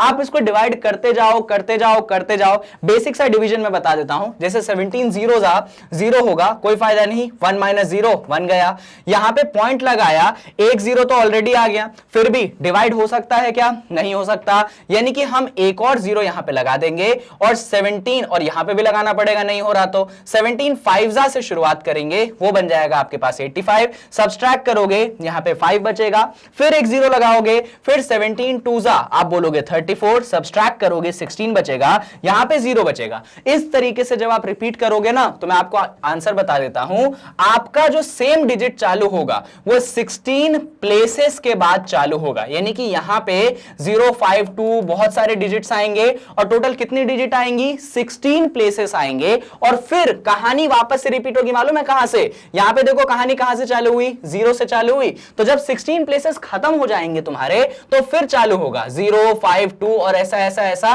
और फिर 16 प्लेसेस लेंगे और फिर कौन रिपीट होगा? फिर 0 5 2 रिपीट होगा और फिर कितने प्लेसेस लेंगे? 16 प्लेसेस आपके लेंगे। तो ये है वो लॉन्ग डिवीजन मेथड जो कि मैं बिल्कुल भी नहीं करने वाला हूं, आपको ही करना पड़ेगा। फिर भी अगर ना होए तो ऐसा करूंगा, मैं इसका एक शॉर्ट्स बना के डाल दूंगा या फिर आपको एक छोटी सी वीडियो में मैं पूरा लॉन्ग डिवीजन मेथड परफॉर्म करके दिखा दूंगा, जिससे अगर किसी को डाउट रहे तो वहां पे आपका क्लियर हो जाए। फिलहाल जो क्वेश्चन का आंसर है कि जी हां, इसका जो डेसिमल एक्सपेंशन है वो नॉन टर्मिनेटिंग रिकरिंग है। और कितनी देर बाद रिकर कर रहा है? तो भैया 16 प्लेसेस के बाद आपका डेसिमल एक्सपेंशन रिपीट कर रहा है। यहां पे देख सकते हो 0 5 2 और भी बहुत कुछ होगा। जब 16 बार खत्म हो गया तो फिर से 0 5 2, फिर 16 डिजिट, फिर 0 5 2 और ऐसे ऐसे 16 डिजिट्स का ब्लॉक या चेन जो है रिपीट होता है। तो इस तरीके से इस क्वेश्चन को हम यहां पे खत्म मानते हैं। फिर भी दिक्कत हो आप कमेंट सेक्शन में डालना, I will explain it to you. हम फिलहाल क्वेश्चन नंबर 6 पे आ जाते हैं और ये रहा आपका क्वेश्चन नंबर 6।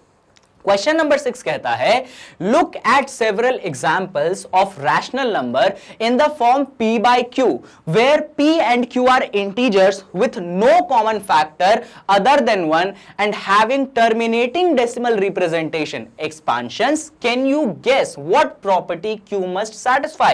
क्वेश्चन में बोला गया है आपके पास रैशनल नंबर होते हैं p by q के फॉर्म में, उनके डेसिमल एक्सपेंशन या तो टर्मिनेटिंग होते हैं या नॉन टर्मिनेटिंग रिपीटिंग होते हैं। तो आपको डिस्कस अभी करना है टर्मिनेटिंग वाले डेसिमल एक्सपेंशन पे। तो आपको उन्होंने बोला कि कुछ एग्जांपल्स दे दो जहां पे आपका डेसिमल एक्सपेंशन टर्मिनेटिंग है। तो मैंने बोला अरे ये तो बड़ा आसान काम है, जैसे कि 1/2 आंसर कितना मिल जाता है? 0.5। मैंने बोला 1/4 आंसर कितना मिल जाता है? बोलोगे अरे ये तो 0.25 मिल जाता है। मैंने बोला 1/8 आंसर कितना मिल जाता है? 0.125। तो तीनों ही केसेस में आप देख सकते हो डेसिमल एक्सपेंशन मैंने टर्मिनेटिंग निकाला है। ऐसे मेरे पास कुछ और एग्जांपल है। अगर मैंने 1/5 रख दिया तो आंसर मुझे मिल जाएगा 0.2। अगर मैंने यहां पे 1/25 रख दिया तो आंसर आई थिंक कितना मिलेगा? आंसर मेरे पास मिलेगा 0.04। जी हां, ये 0.04 ही मिलना चाहिए कि नहीं मिलना चाहिए? अब मैं भूल जाता हूं ना, क्या करूं? 25 100 मल्टीप्लाई कर दिया, हां 0.04 मिलेगा। अच्छा, ये दो केसेस में आपने देख लिए कि टर्मिनेटिंग है। कुछ और एग्जांपल्स है मेरे पास, जैसे कि मैंने लिख दिया 1/10, क्या आंसर मिला? अरे सर 0.1 मिला। अगर मैंने लिख दिया 1/100, क्या आंसर मिला? 0.01 मिला। तो ये वो एग्जांपल्स हैं जहां पे डेसिमल एक्सपेंशन क्या है? आपके टर्मिनेटिंग है। पर बात आती है कि यार ये सब टर्मिनेटिंग क्यों है? क्या डिनोमिनेटर, ये देखो जो डिनोमिनेटर है वो कौन है? वो आपका क्यू है। क्या ये डिनोमिनेटर में कुछ ऐसी खास बात है क्या कि जिसके कारण डेसिमल एक्सपेंशन बार बार टर्मिनेटिंग आ रहा है? समझ रहे हो आप बात? इन सभी नंबर में जब हम सॉल्व करते हैं तो डेसिमल एक्सपेंशन टर्मिनेटिंग आता है। तो हमसे पूछा गया है कि जो डिनोमिनेटर यानी कि जो q है, भैया रैशनल फॉर्म में क्या होता है? p/q। तो वो आपसे q पे बात कर रहे हैं कि ये जो q है, जो डिनोमिनेटर है, इसमें कुछ खास बात है क्या कि डेसिमल एक्सपेंशन बार बार टर्मिनेटिंग आ रहा है। तो सर ये कैसे पता करें? तो मैंने बोला कि कोई बात नहीं, ऐसा करो, यहां पे डिनोमिनेटर्स देखिए, देखिए इधर देखिए जरा डिनोमिनेटर। अगर यहां पे आप डिनोमिनेटर्स देखेंगे, मैं यहीं पे दिखा देता हूं आपको। आपको, ये 1/2 है, कोई टेंशन की बात नहीं। 1/2 को मैं क्या 2 की पावर 1 लिख सकता हूं? अरे सर बिल्कुल लिख सकते हो, कोई परेशानी नहीं। ये जो 4 था नीचे, क्या मैं इसको 2 का स्क्वायर लिख सकता हूं? 2 × 2 4 होता है, बिल्कुल लिख सकता हूं। ये जो 8 है नीचे, क्या मैं इसको 2 का होल क्यूब लिख सकता हूं? अरे सर बिल्कुल लिख सकते हो, कोई परेशानी नहीं है। सिमिलरली मैं यहां पे आता हूं, ये जो 5 है ये क्या है? ये 5 की पावर 1 है। अरे जी सर बिल्कुल। ये जो 25 है ये 5 की पावर 2 है, इसमें भी कोई परेशानी नहीं। यहां पे आइए जरा, ये जो 10 है ये एक्चुअली कौन है? 10 ये है आपके पास 2 × 5। कौन है 10? ये है आपके पास 2 × 5, और 2 की भी पावर 1 है, 5 की भी पावर क्या है? 1 है। ये जो 100 है, अगर मैं 100 का डायरेक्ट बताऊं ना, तो 100 एक्चुअली होता है 4 × 25। 100 क्या होता है? 4 × 25, और 4 क्या होता है? देखो 2 का स्क्वायर, 25 क्या होता है? 5 का स्क्वायर। तो ऐसा करो, 4 को लिख दो आप 2 का स्क्वायर, 25 को लिख दो आप 5 का स्क्वायर। अच्छा, कुछ पैटर्न समझ में आ रहा है क्या कि भैया कौन सा पैटर्न है डेसिमल आपके डिनोमिनेटर का? मुझे समझ में आ गया। अगर आपका डिनोमिनेटर 2 की पावर में हो, या आपका डिनोमिनेटर 5 की पावर में हो, या आपका डिनोमिनेटर 2 और 5 की पावर में हो, तब आपका डेसिमल एक्सपेंशन हमेशा टर्मिनेटिंग आएगा। जी हां, आपने सही सुना। जब भी आपका डिनोमिनेटर, सुनिए, जब भी आपका डिनोमिनेटर यानी कि Q किसकी पावर में होना चाहिए? या तो 2 की पावर में हो जाए, किसकी पावर में? या तो सिर्फ 2 की पावर में हो जाए। m की जगह अलग अलग वैल्यूज डाल दो, 1 डाल दो, 2 डाल दो, 3 डाल दो, 4 डाल दो, 5 डाल दो, तब आपका डेसिमल एक्सपेंशन टर्मिनेटिंग हो जाएगा। और अगर आपका यहां पे Q 5 की पावर m हो जाए, यानी कि m में अगेन अलग अलग इंटीजर डाल दो, 1 डाल दो, 2 डाल दो, 3 डाल दो, तो भी काम बन जाएगा, तो भी आपका टर्मिनेटिंग आएगा। और एक और केस तब आता है जब यहां पे 2 भी प्रेजेंट हो और 5 भी प्रेजेंट हो, तो 2 की पावर m, 5 की पावर n। अब देखो m और n मैंने इसलिए यूज किया, हो सकता है 2 पे कुछ अलग पावर हो, 5 पे कुछ अलग पावर हो सकता है कि ये q जो हो वो हो जाए 2 की पावर 3 और 5 की पावर 4। इस केस में भी जो आपका डेसिमल एक्सपांशन आएगा ना, वो टर्मिनेटिंग आएगा। ये है वो इंपॉर्टेंट चीज जो आपको ध्यान रखनी है। यानी कि डिनोमिनेटर का आपका जो पावर होता है, या फिर आप कह लो फैक्टराइज करोगे, तो उसमें सिर्फ 2 और उसमें सिर्फ 5 आने चाहिए। ये पूरी चीज आपको एग्जाम में लिखनी पड़ेगी, तब जाके आपको पूरे नंबर दिए जाएंगे। आई होप आपको क्लियर है, कहीं पे कोई कंफ्यूजन नहीं है क्वेश्चन नंबर 6 में। तो क्वेश्चन नंबर 6 को खत्म करने के बाद बारी आ जाती है किसकी? क्वेश्चन नंबर 7 की। पहले पढ़ते हैं और फिर हम इसको सॉल्व करते हैं। Write 3 numbers whose decimal expansions are non-terminating, non-recurring। तो यहां पे आपको 3 नंबर लिखने हैं जिनका डेसिमल एक्सपेंशन नॉन टर्मिनेटिंग भी होना चाहिए, नॉन रिकरिंग भी होना चाहिए। और ये जो नॉन टर्मिनेटिंग, नॉन रिकरिंग है, ये एक्चुअली कौन है? तो मैंने बोला था कि भैया दुनिया में 2 प्रकार के नंबर होते हैं, rational number, irrational number. Rational number का डेसिमल एक्सपेंशन टर्मिनेटिंग होगा, या तो नॉन टर्मिनेटिंग, रिपीटिंग होगा। लेकिन जो इरैशनल नंबर होते हैं उनके डेसिमल एक्सपेंशन ना ही टर्मिनेटिंग होते हैं, ना ही रिपीटिंग होते हैं। कहने का मतलब नॉन टर्मिनेटिंग, नॉन रिपीटिंग, या रिकरिंग बोल दो, रिपीटिंग का अगला वर्ड रिकरिंग भी है। नॉन टर्मिनेटिंग, नॉन रिकरिंग वही नंबर्स होते हैं जो कि क्या होते हैं? जो कि इरैशनल नंबर्स होते हैं। तो हमको ऐसे कोई से भी 3 नंबर्स लिख के दिखाने हैं जिनका डेसिमल एक्सपेंशन क्या होता है? नॉन टर्मिनेटिंग, नॉन रिकरिंग होता है। तो एक बहुत सिंपल सा एग्जांपल है। बेसिकली आपको कौन से नंबर बताना है? बेसिकली आपको इरैशनल नंबर्स बताने हैं। तो इरैशनल नंबर्स आपको ढूंढने पड़ेंगे। सर ढूंढने की कोई जरूरत नहीं, आपने हमें एक ऐसा तरीका सिखाया है जिससे हम जितने चाहें उतने इरैशनल नंबर बना सकते हैं। कौन सा तरीका सिखाया सर आपने? तो आपने बोला था सर अगर अंडर रूट के अंदर इम्परफेक्ट स्क्वायर डाल दोगे, अंडर रूट के अंदर इम्परफेक्ट स्क्वायर डाल दोगे आप, तो जितने भी नंबर बनेंगे वो सब के सब इरैशनल बनेंगे। एग्जांपल के लिए अंडर रूट के अंदर मैंने 2 डाल दिया, एक इरैशनल बनेगा। अंडर रूट के अंदर मैंने 3 डाल दिया, वापस से इरैशनल बनेगा। अंडर रूट के अंदर 5 डाल दिया, वापस से क्या बनेगा? इरैशनल बनेगा। इनके डेसिमल एक्सपेंशंस आप थोड़ा बहुत लॉन्ग डिवीजन मेथड से निकाल सकते हो। मेथड को हम आगे डिस्कस करेंगे। इसका आंसर आता है 1.414, और फिर बहुत सारे डिजिट्स होते हैं, पर कोई भी ऑर्डर नहीं होता, कोई भी रिपीटेशन नहीं होता, कोई भी रिकरेंस नहीं होता। ऐसे ही √3 को आप लिखोगे जिनका डेसिमल एक्सपेंशन वापस से 1.7132 कुछ होता है, पर कोई भी ऑर्डर नहीं होता। यहीं पे देख सकते हो, देखो 7132, इसमें कोई रिपीट हो रहा है क्या? कुछ भी रिपीट नहीं हो रहा। कोई पैटर्न है क्या?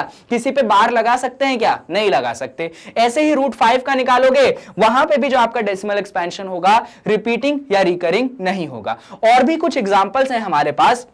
जैसे कि एक बहुत फेमस नंबर होता है, आपने इसके बारे में बहुत सुना है, पाई। जी हां, पाई यूज करते हो ना एरिया ऑफ सर्कल निकालने के लिए, pi r square, circumference of circle निकालने के लिए 2 पाई आर। ये जो पाई होता है बच्चों, ये भी एक इर्रेशनल नंबर है। याद रखना, ये कई बार ट्रू फॉल्स में पूछा जाता है कि पाई भी कौन सा नंबर है, आपका इर्रेशनल नंबर है। और पाई का जो डेसिमल एक्सपेंशन होता है वो वापस से नॉन टर्मिनेटिंग नॉन रिकरिंग होता है। डेसिमल एक्सपेंशन है, इर्रेशनल है, तो नॉन टर्मिनेटिंग नॉन रिकरिंग तो होगा ही।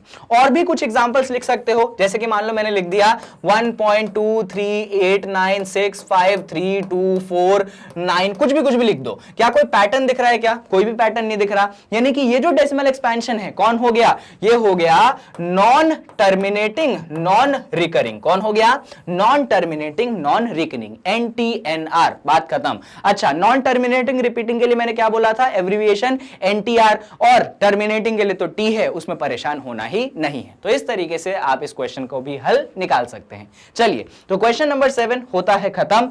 बारी आ जाती है आपके क्वेश्चन नंबर 8 की। क्वेश्चन नंबर 8 कहता है find 3 different irrational number between the rational number 5/7 and 9/11। तो बेसिकली आपके पास 2 इर्रेशनल नंबर दिए गए हैं। एक दिया गया है 5/7, दूसरा दिया गया है 9/11, और इन दोनों नंबर्स के बीच में आपको 3 डिफरेंट इर्रेशनल नंबर्स निकाल के दिखाने हैं। तो चलिए कैसे करेंगे हम? तो सबसे पहला काम तो हम ये करेंगे कि 5/7 का डेसिमल एक्सपेंशन निकाल लेंगे, 9/11 का डेसिमल एक्सपेंशन निकाल लेंगे। तो चलिए 5/7 का निकाल लेते हैं। तो 5/7 का निकालें कैसे? तो ऐसा करो ना भैया, 5 है अंदर, इसको डिवाइड कर दो आप 7 से।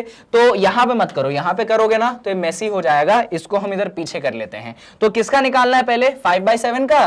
तो 5/7 है कि 7/5 है? 5/7 है। तो हम 5 को डिवाइड कर देंगे किससे? 7 से।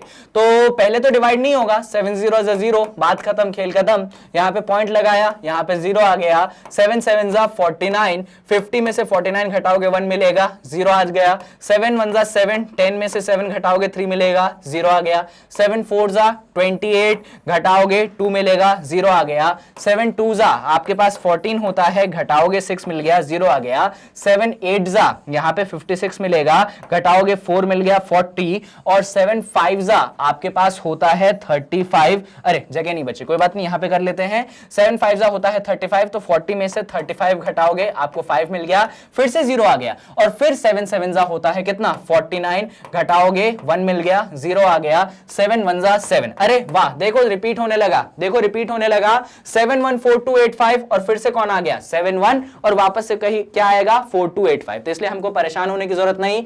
रिपीट कितना हुआ? रिपीट इतना हुआ, 7 1 4 2 8 5। यानी कि 5/7 का जो डेसिमल एक्सपेंशन है वो हमारे पास है 0.714285। ये है हमारे पास 5/7 का डेसिमल एक्सपेंशन। तो ऐसा करते हैं, इसको हम यहां पे लिख लेते हैं कि 5/7 कितना है? देख लो जरा कितना है? 0.714285। 0.714285। बहुत बढ़िया, यहां पे हमने ऐसे बार लगा दिया। 9/11 का भी डेसिमल एक्सपेंशन निकालना पड़ेगा, तो चलो उसको भी निकाल लेते हैं यहां पे। तो 9/11 है ना, तो बेसिकली आपको 9 को डिवाइड करना पड़ेगा 11 से। 11 0 0, बात खत्म। तो 9 बचा, पॉइंट लगा दिया, 0 खुद ब खुद आ गया। 11 8 88 होता है, यहां पे 2 बचेगा, वापस से यहां पे 0 खुद ब खुद आएगा। 11 1 11 होता है, 9 बचेगा, 0 खुद ब खुद आएगा। 11 8 88 होता है, 2 बचेगा, 0 आएगा। 11 1 11। अरे सर रिपीट होने लगा, आगे करने की जरूरत नहीं है। यानी कि जब आपने 9 को 11 से डिवाइड किया तो डेसिमल एक्सपेंशन में क्या रिपीट हुआ? 8181। तो हम किसको क्या लिख देंगे? 0.81 का बार ऐसे लिख देंगे, बात खत्म। यानी कि हमारे पास 9/11 भी आ चुका है। 9/11 कितना आ चुका है? यहां पे लिख लेते हैं। तो 9/11 है हमारे पास 0.81। अब देखिए, इन दोनों के नंबरों के बीच में हमको 3 डिफरेंट इर्रेशनल नंबर्स को डालना है। तो यहां पे देखो, शुरुआत हुई है 7 से। डेसिमल के पहले तो देखो दोनों जगह 0 है, तो उसका टेंशन अपन को लेना नहीं है।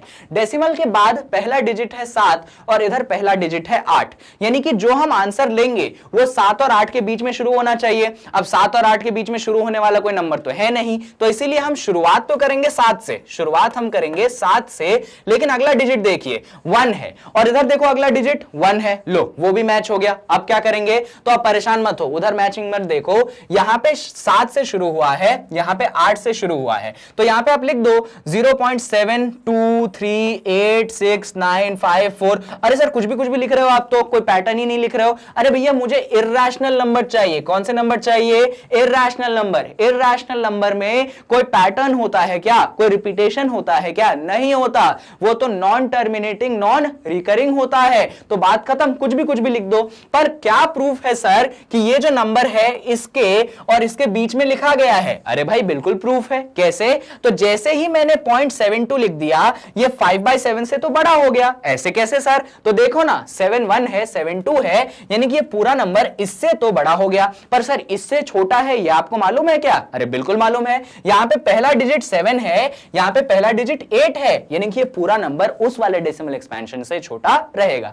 बेसिक मैथ्स आप बचपन से सीखते आए हैं, उतना ज्यादा जस्टिफिकेशन मैं नहीं दूंगा। ठीक है सर, अगला नंबर कैसे लिखोगे? अरे वही पैटर्न अपनाएंगे भैया। 0.2 यूज किए थे, अभी 3 यूज कर लेंगे। 0.73843291, कुछ भी लिख दो, बस बात खत्म। कुछ भी रिपीटेशन नहीं दिखाना है। ये भी देखिए, यहां पे 0.73 हो गया, यानी कि यहां से बड़ा हो गया और उससे छोटा हो गया। ये भी हमारे बीच में इर्रेशनल नंबर है। सर एक और लिख के दिखा दो। तो 0.74 यूज किया और इसके पीछे कुछ भी डिजिट जो मेरे मन में आया लिख दिया। बस इस बात को ध्यान रखते हुए कि रिपीटिंग ना हो जाए, क्योंकि हमको इर्रेशनल बनाने हैं ना, इसलिए ना टर्मिनेट होना चाहिए ना रिपीट होना चाहिए। तो सर क्या हम लिखते जाएंगे? नहीं, आप 6 से 7 डिजिट तक लिख दो और फिर ऐसे डॉट डॉट डॉट बना दो कि ये भैया ना खत्म हो रहा है, और क्योंकि कोई पैटर्न दिखाओगे नहीं, इसका मतलब वो रिपीट भी नहीं हो रहा। इस तरीके से आपने क्वेश्चन नंबर 8 का सॉल्यूशन लिख दिया। इससे ज्यादा आपको कुछ भी एक्स्ट्रा करने की जरूरत नहीं है। चलिए,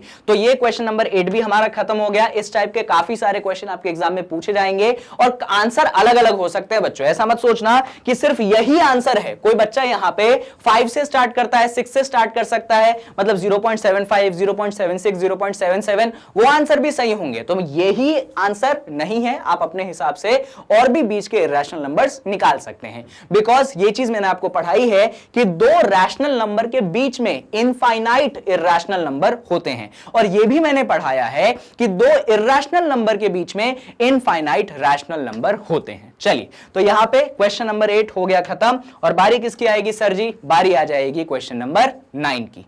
क्या कहता है क्वेश्चन नंबर 9? तो क्वेश्चन नंबर 9 को पहले पढ़ते हैं। Classify the following numbers as rational और इर्रेशनल। जी हां, आपके पास 5 नंबर्स दिए गए हैं, आपको बताना है कि ये पांचों नंबर रैशनल हैं या इर्रेशनल हैं। पहले वाले से शुरुआत कर लेते हैं, आंखों से ही देख के पता चलता है कौन है। पहले वाला क्वेश्चन है √23। पहले तो आप मुझे ये बताओ कि 23 एक परफेक्ट स्क्वायर है कि इम्परफेक्ट स्क्वायर है? तो आप बोलेंगे जी सर 23 एक इम्परफेक्ट स्क्वायर है, यानी कि ऐसा कोई नंबर नहीं है जिसको स्क्वायर करने पे आपको 23 मिलेगा। तो 23 कौन सा स्क्वायर हो गया? इम्परफेक्ट स्क्वायर आपके पास हो गया। तो बेसिकली आपने यहां पे अंडर रूट किसका निकाला है? इम्परफेक्ट स्क्वायर का। और ये चीज मैं आपको पहले भी पढ़ा चुका हूं कि अगर इम्परफेक्ट स्क्वायर का अंडर रूट निकालोगे तो रैशनल मिलेगा कि इर्रेशनल? तो आप बोलेंगे सर हमें मिल जाएगा इर्रेशनल नंबर, यानी कि ये जो अंडर रूट 23 है ये कौन हो गया? ये आपका इर्रेशनल नंबर हो गया। Very easy. चलिए भैया सेकंड वाले पे बात कर लें। चलो, तो सेकंड वाले केस में आपके पास है अंडर रूट 225। वही सेम चीज, ये जो 225 है ये रैशनल, ये परफेक्ट स्क्वायर है कि इम्परफेक्ट स्क्वायर? तो फिर आपको याद आएगा कि सर जो 225 हुआ करता था ना, उसको 15 इंटू 15 करने पे हमको मिला करता था, यानी कि जब आप 15 का होल स्क्वायर करते थे तब आपको जाके मिलता था 225, यानी कि आपको बेसिकली अंडर रूट 225 था, इसकी जगह आपने रख दिया 15 का होल स्क्वायर। और ये चीज मैं आपको पहले भी सिखा चुका हूं कि अंदर होल स्क्वायर है, होल स्क्वायर पे रूट है, तो आपस में वो एक दूसरे को क्या कर देंगे? कैंसिल कर देंगे। जैसे ही उन दोनों ने एक दूसरे को कैंसिल कर दिया, आंसर क्या बचेगा? आंसर बचेगा 15, यानी कि अंडर रूट 225 कितना हो गया? 15 हो गया। और 15 रैशनल है या इर्रेशनल? तो आप बोलेंगे कि सर 15 तो जो है वो रैशनल है। यानी कि अंडर रूट 225 क्या हो गया, 15 हो गया, जो कि एक रैशनल नंबर हो गया। बहुत बढ़िया। तो यहां पे आपका सेकंड वाला हो गया खत्म और थर्ड वाले की बात हम करेंगे शुरू। तो थर्ड वाले के केस में नंबर है 0.3796। क्या है नंबर, 0.3796। ये रैशनल है या इरैशनल? तो देखो भैया, क्या ये डेसिमल एक्सपेंशन, कौन सा डेसिमल एक्सपेंशन है सर? यहां पे तो खत्म हो जाता है। जब खत्म हो रहा है इसका मतलब कौन सा है, ये है टर्मिनेटिंग। कौन सा है, टर्मिनेटिंग। और टर्मिनेटिंग डेसिमल एक्सपांशन का मतलब ये है कि जी सर ये कौन है, ये आपका एक रैशनल नंबर है, इसमें कोई डाउट तो होना ही नहीं चाहिए। चलो थर्ड वाला भी हो गया। अब बात कर लेते हैं फोर्थ वाले केस में। तो फोर्थ वाले केस में क्वेश्चन है 7.478, फिर है 478 और ऐसे ऐसे डॉट डॉट डॉट बना दिया है। यहीं पे देख के समझ आ जाता है कि 478 बार बार क्या हो रहा है, रिपीट हो रहा है। इसका मतलब हम इसको क्या लिख सकते हैं, 7.478 बार। तो यहां पे जो डेसिमल एक्सपेंशन हो गया वो क्या हो गया, वो हो गया नॉन टर्मिनेटिंग। क्या हो गया, नॉन टर्मिनेटिंग, कि खत्म ही नहीं हो रहा है, लेकिन नॉन टर्मिनेटिंग के साथ ये क्या है, ये रिपीट हो रहा है। खत्म तो नहीं हो रहा पर रिपीट हो रहा है। तो हम लिख देंगे नॉन टर्मिनेटिंग रिपीटिंग। क्या लिख देंगे, नॉन टर्मिनेटिंग रिपीटिंग। तो ये आपके पास 7.478 क्या हो गया, नॉन टर्मिनेटिंग रिपीटिंग हो गया, यानी कि बेसिकली NTR हो गया। कौन हो गया, NTR। It means non terminating repeating. और आप जानते हैं कि अगर decimal expansion non terminating repeating होता है तो आपका जो नंबर होता है वो रैशनल होता है। तो 7.478478 up to continues is a rational number. बहुत बढ़िया। अब बारी आ जाती है फिफ्थ क्वेश्चन की। फिफ्थ क्वेश्चन में आपको दिया गया है 1.101, फिर दिया गया है 1000001, फिर दिया गया है 10001, फिर दिया गया है 1 के पीछे बीच में 4 0 दे दिए 1। अब आप बोलोगे सर हमको तो रिपीटेशन दिखाई दे रहा है। मैं बोलूंगा ऐसा कौन सा डिजिट है जो रिपीट हो रहा है? आप बोलोगे सर 1 रिपीट हो रहा है। तो मैं बोलूंगा अरे ले 0 भी रिपीट हो रहा है। तो यहां पे कोई पैटर्न दिख रहा है क्या? आप बोलोगे हाँ सर दिख रहा है ना पैटर्न, देखो देखो सर पैटर्न 101 रिपीट हुआ, फिर बोलोगे सर देखो सर ये भी रिपीट हो गया। अरे मैं बोलूंगा बार उस चीज पे लगाते हैं जो चीज वही चीज रिपीट होनी चाहिए। जैसे देखिए जब आप 0.123 लिखेंगे और इस पे बार लगा देंगे, इसका मतलब क्या है, इसका मतलब है बार बार 1 2 3 1 2 3 1 2 3 1 2 3 ऐसा होना चाहिए। क्या वो खेल यहां पे है? यहां पे क्या सेम डिजिट्स रिपीट हो रही हैं? क्या नहीं हो रही है। पहली बार 101 है, देखो यहां पे आप ध्यान से देखोगे तो आइडेंटिफाई कर पाओगे। पहली बार 101 है, अगली बार 1001 है, और उसके अगली बार तो 10,001 है, और उसके अगली बार तो बात ही बढ़ गई 1,00,001 हो गया। यानी कि यहां पे कोई पैटर्न नहीं है कि सेम डिजिट्स रिपीट हो रहे हैं। यहां पे देखो पैटर्न है 1 2 3 1 2 3 1 2 3 1 2 3। ये चीज आप यहां पे ऑब्जर्व नहीं कर पा रहे हैं, तो गलती से भी इसको नॉन टर्मिनेटिंग रिपीटिंग मत बोल दीजिएगा, क्योंकि ये नॉन टर्मिनेटिंग रिपीटिंग बिल्कुल भी नहीं है। एक्चुअली ये है non terminating non repeating, NTNR। कौन है ये? Non terminating non repeating. और NTNR यानी कि नॉन टर्मिनेटिंग नॉन रिपीटिंग हो गया, इसका मतलब ये नंबर कौन हो गया? इरैशनल हो गया। बात खत्म, खेल खत्म। और यहां पे आपका ये वाला एक्सरसाइज भी खत्म।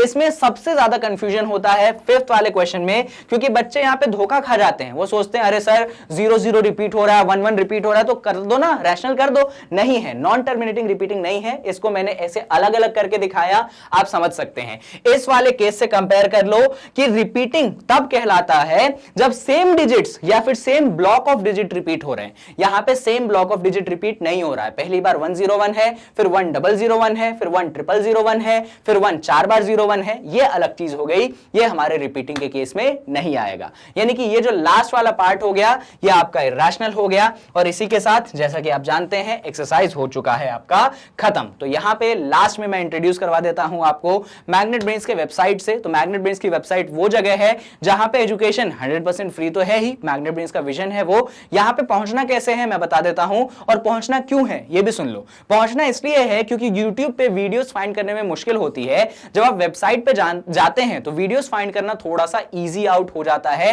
प्लेलिस्ट वाइज क्लास वाइज सब कुछ अरेंज है, तो आप आसानी से फाइंड कर पाएंगे। तो गूगल क्रोम खोलिए, टाइप करिए www.magnetbrains.com। जब आप ऐसा खोलोगे ये स्लाइड आपके सामने आ जाएगी। इसमें सीबीएसई इंग्लिश मीडियम के अंदर आप अपने क्लास को सेलेक्ट करिएगा, तो जो भी चीजें क्लास 9th में जितने भी कोर्सेस हैं वो आपके सामने आ जाएंगे।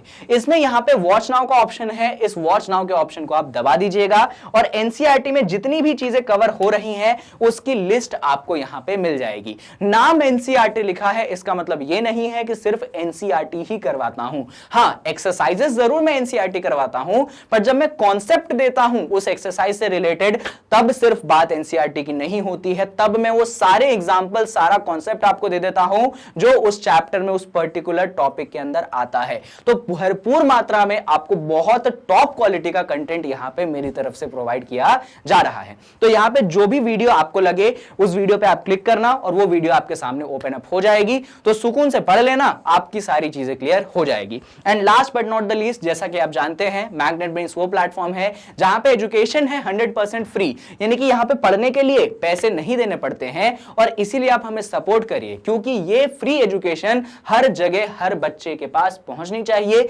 यूट्यूब के थ्रू, हमारे वेबसाइट के थ्रू पहुंचनी चाहिए। सपोर्ट करने के लिए हमारे वीडियोस को लाइक करिए, चैनल को सब्सक्राइब करिए, इन वीडियोस को जितना हो सके शेयर करिए, आपकी रीच जितनी हो सके बढ़ाइए, फ्री एजुकेशन को उतना पहुंचाइए। एट लास्ट कमेंट जरूर कीजिएगा वीडियो के एंड में, जो भी रिएक्शंस हो, positive negative whatever you may find it easy to write, आप प्लीज कमेंट बॉक्स में रखिएगा, उसको हम देखेंगे और अगले वीडियोस में उसको सुधार करने की कोशिश करेंगे। Thank you so much. इसके बाद आपको और भी वीडियोस इस चैप्टर पे मिल जाएंगे नीचे।